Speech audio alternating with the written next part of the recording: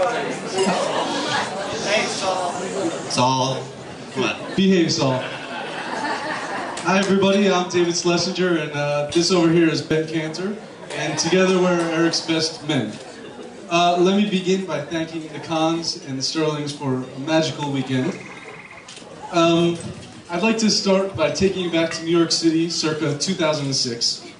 It was at our friend Josh and Shauna Smith's rehearsal dinner, where Eric attempted to give a congratulatory speech. I don't think it went very well, unless you consider grandparents wallowing in pain and grown adults cowering under tables to be a good thing. It's tough to put into words just how awful this speech was. How it was so shamelessly offensive without having the slightest hint of humor or any entertainment value whatsoever. Let's just say it ended with Eric passing the mic off, muttering softly to no one in particular, "I'm so sorry. I'm just so sorry." So EJ, Ben and I thank you for setting the bar for speeches extremely low, because frankly we fear we may only miss it by a small margin. David and I have, we both met Eric first semester of freshman year at the University of Wisconsin. He was a loudmouth, roughneck, tough guy from Staten Island. I was a sheltered, quiet kid from the suburbs of Chicago. And I remember thinking to myself, wow, Eric's so sophisticated and mature. I was absolutely wrong. Could not have been further from the truth. The only thing that he taught me freshman year, legitimately, was how to smoke cigarettes and where and what the 5 boroughs of New York City were. As our college years progressed, Eric did begin to change in our eyes and those of our friends. Sophomore year saw a major shift in Eric's wardrobe. Out were the Grateful Dead concert t-shirts, lanyard bracelets, and cut-off jean shorts. In were the Club Monaco black pants and button-downs. By junior year, Eric had really started to get his act together, occasionally attending a class or two a month, and making the move from reds to mediums. Huge step in the maturation process. We were proud of you for that. Senior year was filled with hard work as well, as Eric and I ran a successful water business. I can neither confirm nor deny that taxes were paid on that business, and allegation of forced fraternity pledged labor remain unsubstantiated to this day.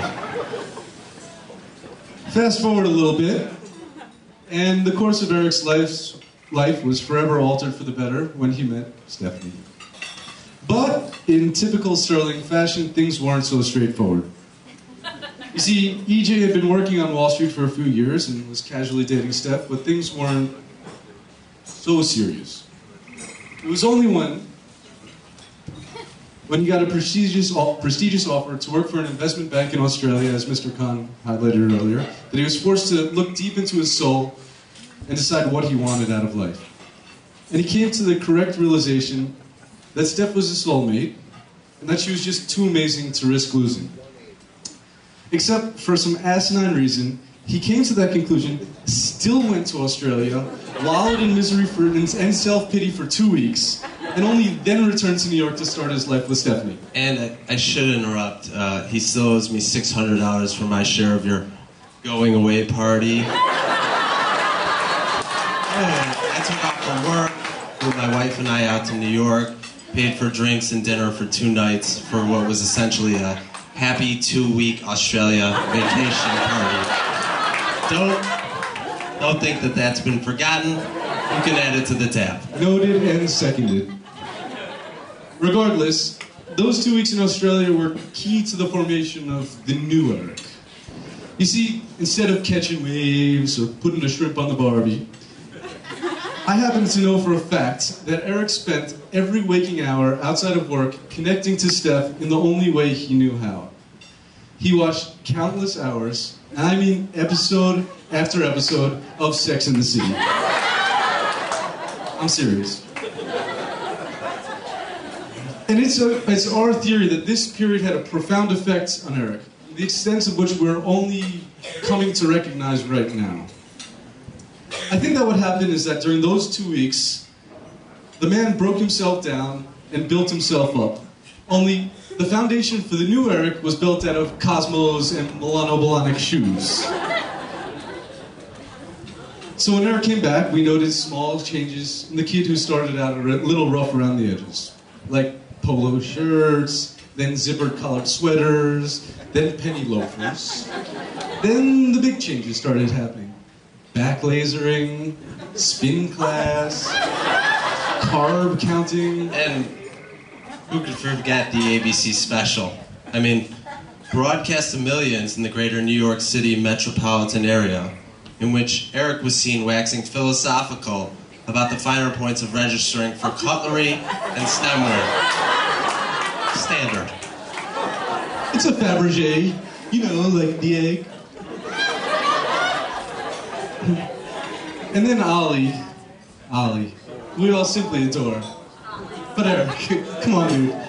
What's up with that small little leather doggy case in which you transport him in the train? You know, the one that dangles ever so gently from your shoulder? Dude, how do you think that would go over in Staten Island?